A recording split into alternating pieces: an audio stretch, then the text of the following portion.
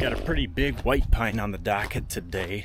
I'm going to be going about this a little bit different than I normally do. I have the chipper and chip truck here, and on some of these larger trees I have actually a buddy of mine who runs a tree service. He has a 92-foot spider lift. I'll have him take it down. He'll be coming out and wrecking this tree down for me while I chip it. So I'll be getting mostly ground guy footage for you today. Here's the tree. Full dressed white pine. Let's say it's maybe 32 inches at the base.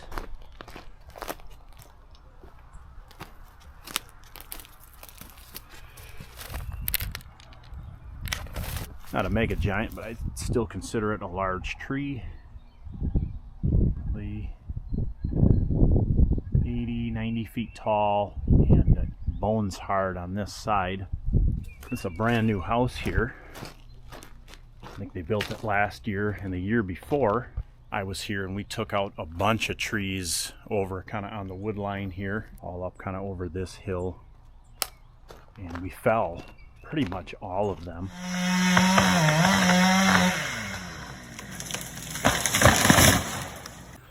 Well, we're done with this big job here. 12 pines. There's 1, 2, 3, a little one you can't see, and 4.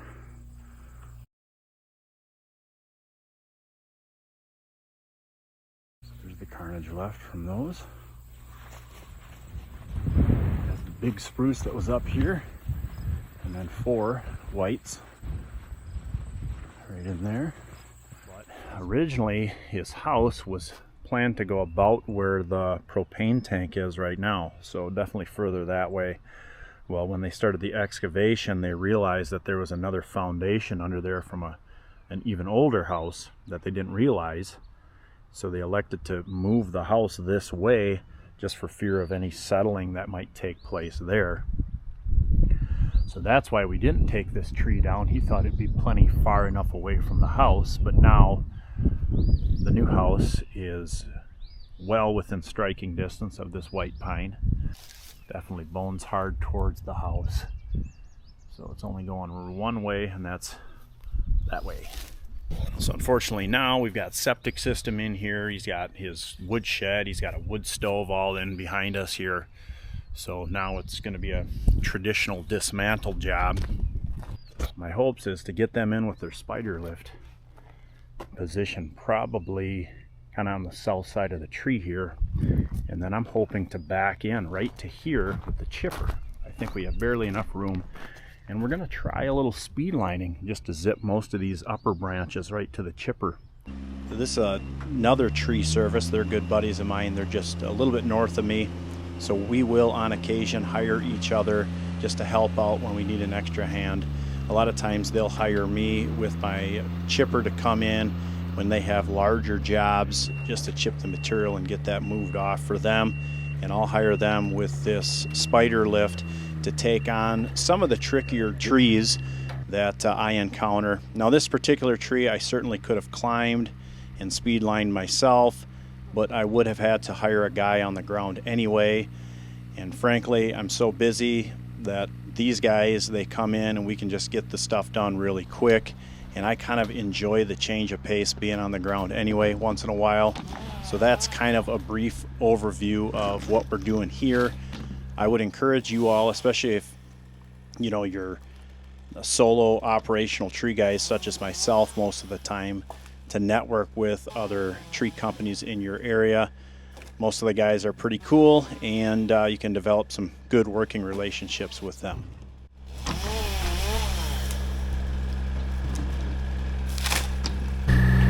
Okay, I guess I'm gonna make noise.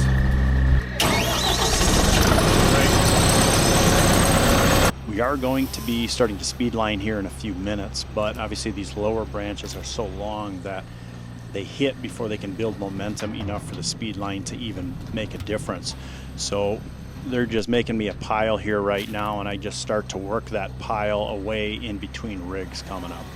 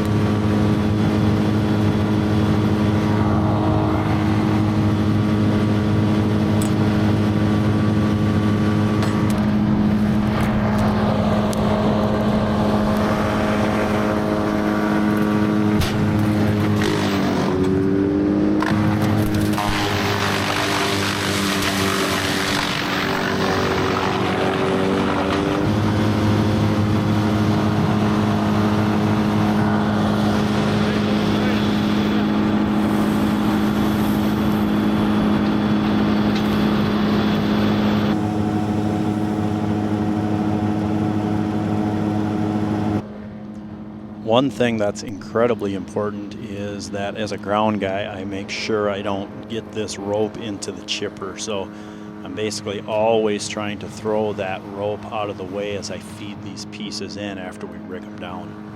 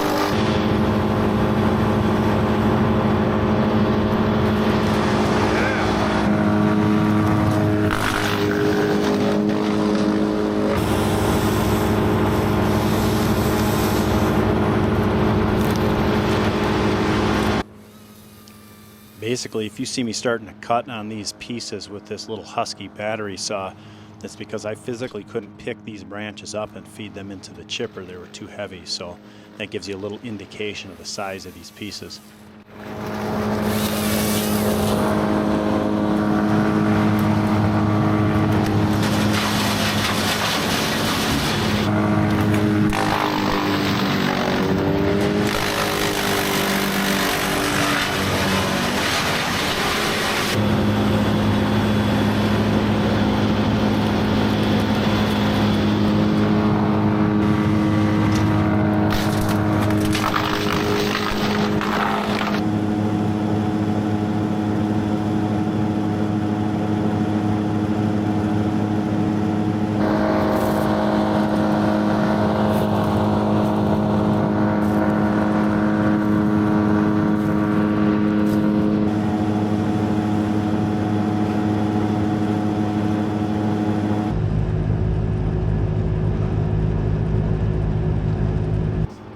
So normally when these guys are running 2 men in the basket, they're going to take one of these long branches and probably cut it 3 or 4 times and just cut and chuck it.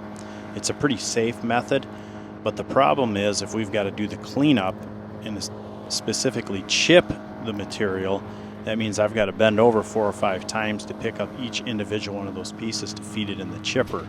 So naturally, the benefit of speed lining is that the entire branch comes down at once, turns, and is butt facing towards the chipper. And on most of them, I can pick them up, bend over once, and feed the thing into the chipper. And once you get it into the chipper throat, the chipper does the work and pulls the whole piece in.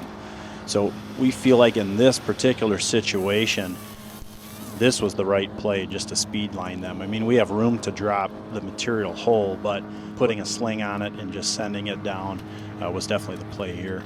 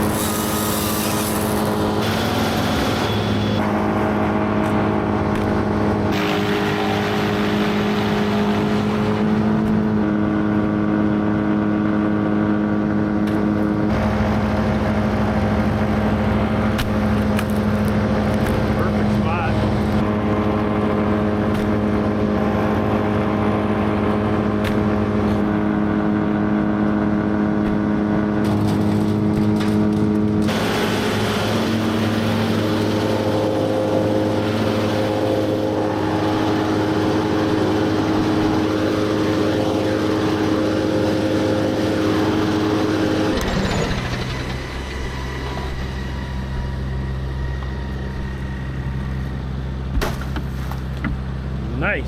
Very good.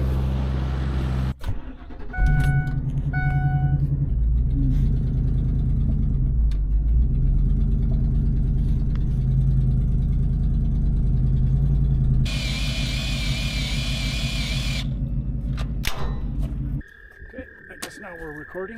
I'm gonna check.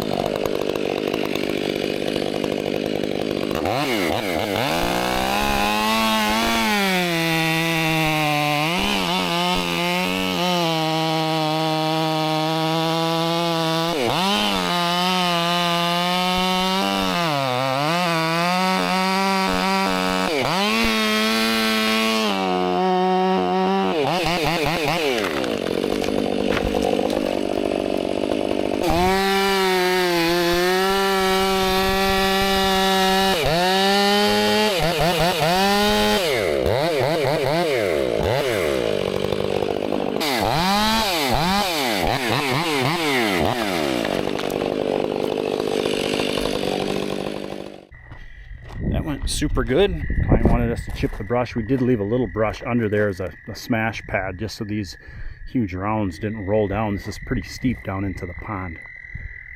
But we're all cleaned up. Gravel is so hard, especially with white pine. You get all these like little sticks and you wind up hauling more gravel than you do sticks, so they're just going to need another layer of gravel over here eventually. But so we got a loaded chip on the left and then just the rake up of brush.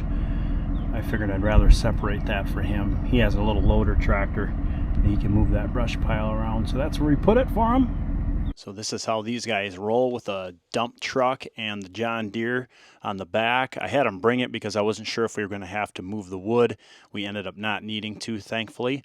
And then they've got their spider lift in the back of this trailer, which is great setup. It keeps that thing out of the Midwest salt in the winters. I do appreciate you hanging out with me and taking the time out of your schedule to watch this, and we'll catch you all on the next one.